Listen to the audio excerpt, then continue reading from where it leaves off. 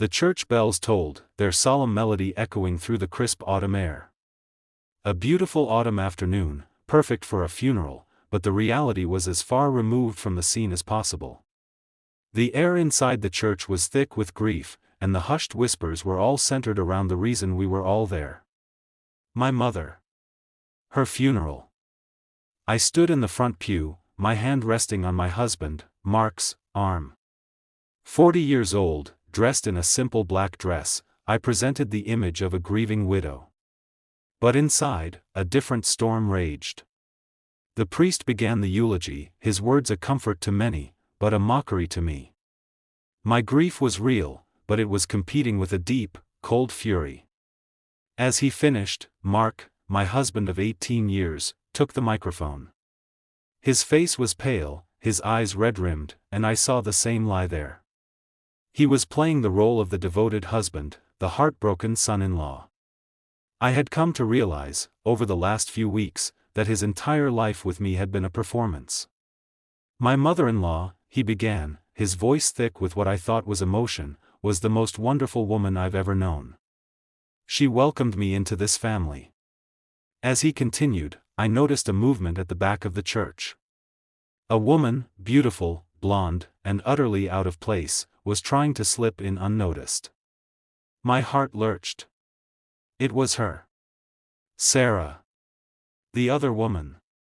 And then, Mark said something that stopped the world. And, as some of you may know, he continued, his voice cracking, Sarah and I have grown very close in the last few months. I froze. A collective gasp went through the church. People turned, faces registering shock, confusion, and outright disbelief. In fact, Mark continued, his voice gaining strength, now looking at Sarah with something akin to pride, we are expecting a child. The church erupted in chaos. Screams, sobs, and the bewildered chatter filled the space. I had been betrayed. Not just by my husband, but in front of my family, my friends, everyone. I stood there, a pillar of stone amidst the turmoil, my face a mask of calm. I didn't scream. I didn't cry. I simply squeezed Mark's arm, and gave him a look. It said, "You have made a grave mistake. My name is Emily, and I am 40 years old. I met Mark in college. We had this connection, this instant understanding. He was charming, charismatic, and ambitious. I fell for him instantly. We built a life together. We built a family. We got married, and a few years later, we had our son. I believed in us, in our future. I made sacrifices. I scaled back my career as a teacher to focus on the family, supporting Mark's career. I was his sounding board. I was his confidant. I was living a lie. Sarah, the woman at the back of the church, was his colleague, a young and attractive woman he had been working with. The betrayal wasn't just about the affair. It was about the years of lies, the manipulation, the constant deception. It was about the erosion of trust. The way he looked at her, the way he acted. It was a slap in the face. Looking back, the signs were there.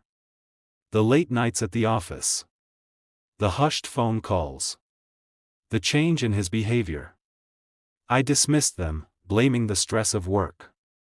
But it was all a carefully constructed facade. The affair had been going on for a year. The other woman's actions hurt my heart, and it made me feel as if my whole world was crumbling. My mother's death had been sudden and unexpected. Mark was there to help.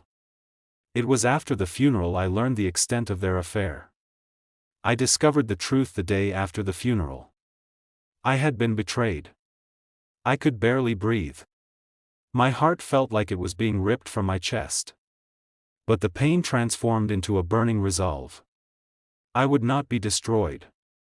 I was not going to let him get away with this. I was not going to let her get away with it. I would fight back. I wasn't going to let him see me hurt. I had to plan. I am a teacher. I know how to analyze, how to research, and how to assess. I would use these skills to dismantle his carefully constructed lies.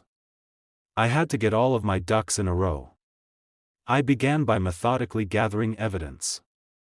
I had to make sure that my facts were correct. I was methodical. I had to know everything. I had to look into his finances. I had to discover his secret life. I was going to ruin him. I was going to start with his bank accounts. I used a private investigator to gather photos and records of meetings. I was thorough. I was determined. I discovered a network of shell companies, hidden assets, and secret accounts. I started to look at his business. The more I looked, the uglier the picture became. Liam had been defrauding investors, evading taxes, and engaging in other illegal activities. He thought he was smarter than everyone. He was wrong. My goal was simple: to take back my life, to protect my son, and to ensure that Mark would pay for his actions. I was prepared to do anything. I had to make sure that I was going to win. I am now a warrior. I had a secret weapon, the prenuptial agreement. It was comprehensive. It protected me in the event of an affair or a divorce. Mark had drawn it up himself. I knew I had to strike first. I was not going to let him win. I had to show him I was a force to be reckoned with. I had to strike first. A few days after the funeral, I met with Mark. He was starting to get back to his normal behavior. I informed him that I would be moving out. "What?" he said. "Why?" I wanted him to think. I wanted him to worry. "Because I can't live with you," I said. "Because I don't trust you. Because I love someone else." He tried to talk me out of it. He claimed that it was because I was still mourning my mother. "I know everything," I said. "I know about the shell companies. I know about your affair. I know about all of your lies." I left him. He had no idea what was coming. The next morning, I sent him a message. It was simple. "I have retained a lawyer," I stated, "and I have also contacted your business partners." He was starting to panic. The meeting had to happen. I met with Mark. He didn't know what was coming. I invited him over to my attorney's office. He came. I was with my lawyer. He was nervous, agitated, his face a mask of confusion and fear. "What is going on, Emily?" he demanded, his voice laced with a mix of anger and fear. "You know exactly what's going on, Mark," I said. "The affair. The lies. The betrayal. It all ends here." His anger flared, then gave way to a desperate attempt at manipulation. He started to beg. "I made a mistake, Emily. I messed up. I'm sorry. I'll do anything to fix it." "Anything?" I asked, my voice cold. I watched him cycle through anger, manipulation, and pleading. He was exposed. "I have all of your financial records. I have all of the communications. I also have the agreement," I stated. "You were always trying to get one over on me." I smiled. "The tables have turned. I revealed the extent of my knowledge." "You're going to be destroyed, Mark," I said.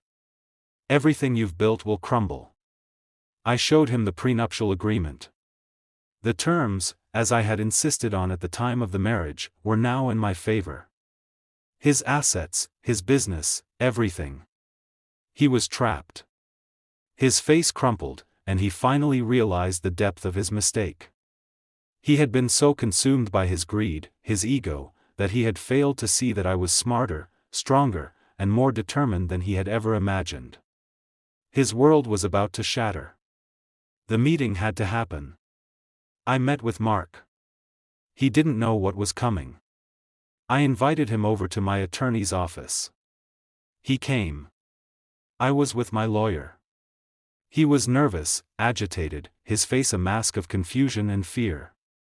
"What is going on, Emily?" he demanded, his voice laced with a mix of anger and fear. "You know exactly what's going on, Mark," I said. "The affair. The lies. The betrayal. It all ends here." His anger flared, then gave way to a desperate attempt at manipulation. He started to beg. "I made a mistake, Emily.